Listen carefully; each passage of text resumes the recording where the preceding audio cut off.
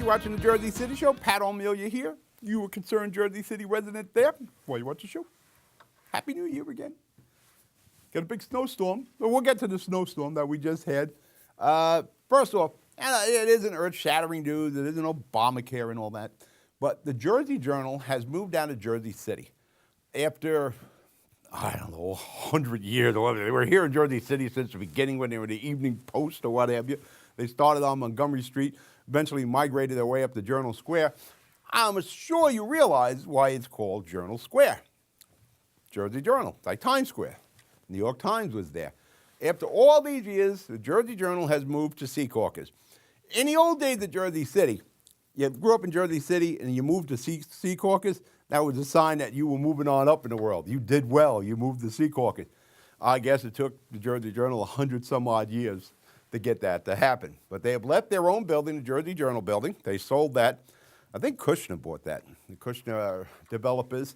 You know, there's so much development going on in the square, at least eventually going on in the square. There's so much abatements going on in the square. We really got to come up with an idea for Journal Square. Not that crazy thing that Healy put in with the weird zoning in there. I really don't think I need 70-story towers up there. But what happens to Journal Square now? Does it stay Journal Square? You know, for a time when Frank Hague was the mayor and he was feuding with the Jersey Journal, as all our mayors seem to do, he stopped calling it Journal Square. He renamed it. He rededicated it. It became Veteran Square. And there's an old saying, you don't go to battle with somebody who buys the ink by the barrel. And eventually the Jersey Journal just beat Frank Hague down and went back to being Journal Square. But it's a little legitimate question now. Does it stay Journal Square? We don't have the Jersey Journal there anymore.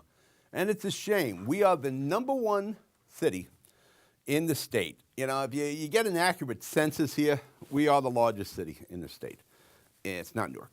We got more people in Newark, just that we don't count them all. And we don't have a paper anymore. Secaucus does. Newark has the Newark Star-Ledger that concentrates on Newark. Right now, we don't have a paper in Jersey City. We got the Jersey City Reporter, but that's out of Hoboken. We don't have a newspaper, a daily. I know somebody from the Observer is going to call me and say, "Whoa, Pat, it's the Jersey City Observer." I don't even know if the Observer's up here in the Heights. Sometimes I run across it in downtown.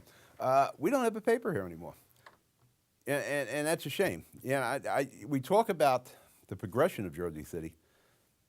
We don't have a paper here anymore, and that's not the fault of the administrations here. It's the fault of us. We're not buying enough newspapers, and I think the bane for the newspapers is the internet. Eventually, you know, I tell you, I'm reading more stuff on NJ.com. I still buy the Jersey Journal, but you know, outside of reading obituaries, which I try not to read, it's getting to the point. Maybe I can just read the paper on the tablet and I don't have to pay. And that's the problem facing all these newspapers. So much of the information is free. And I'm going to tell you, in a very short span of time, you're not going to go to NJ.com free. You're not going to go to the Wall Street Journal free. All these newspaper sites, the Daily News, they're going to start charging you because they're all hurting with subscriptions. And the Jersey Journal wasn't too long ago. It was on the brink of bankruptcy. Oh, it's a shame because you look at Journal Square and we talk about the Renaissance and there's the development. There's development all over the square. Most of it is the county community college. And here's the sad thing about that. They're not paying you any rateables, the county. Now, what Tom DeGeese in the county is doing is right. They're getting out of rental buildings. They're going to move everybody in county-owned buildings, so they're not writing a rent check that leaves the county's budget. They're keeping the money in-house, and that helps you because you control your expenditures. Tom DeGeese and the freeholders can control the taxation, and eventually down the line, that's going to save the people of Hudson County money. But the people of Jersey City get beat over the head because we lose the rateables. You know, the county just moved into 830 Bergen Avenue. That's the old Provident Bank building. Or the rateables it goes. You know, the county just bought the freeholder building on Pavonia. That was owned by a private entity. And it was paying property tax. Rateables. Beep, gone now. You know, of course, County Plaza, block drug. That was, I don't know how many millions a year that was in rateables. Bink, gone. And the expansion of the County Community College on Journal Square, which pretty much you may as well just call it College Square maybe, they're extending all over. And guess what?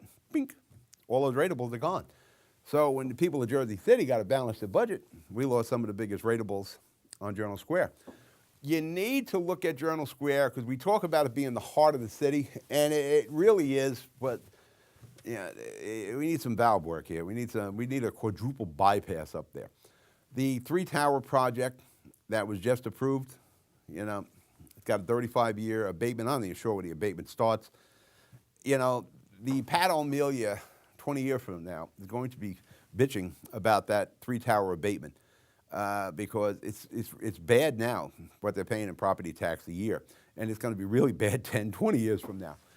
We need to figure out how to keep the character of Journal Square, how to keep it economic engine there. You know, the 3-tower project, there's no jobs in apartments or condos. We need Journal Square to be an economic engine for Jersey City. We don't need Journal Square to become a neighborhood, and sadly, that's what's coming on. It's turning into a neighborhood. All the projects, with the exception of the County Community College, are going to be residential structures.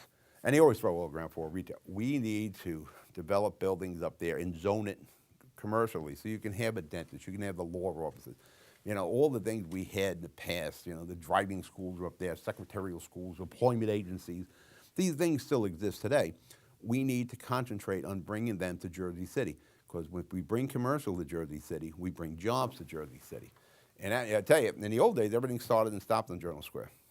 And it's a shame that's not the case. You know, the only real attraction you have on the square now is the Lowe's Theater. There's not even a friggin' restaurant on the square. The closest restaurant you have is the VIP, and they're trying their damnedest to sell that property to Walgreens. All right, we're going to break for commercial. You're watching the Jersey City Show.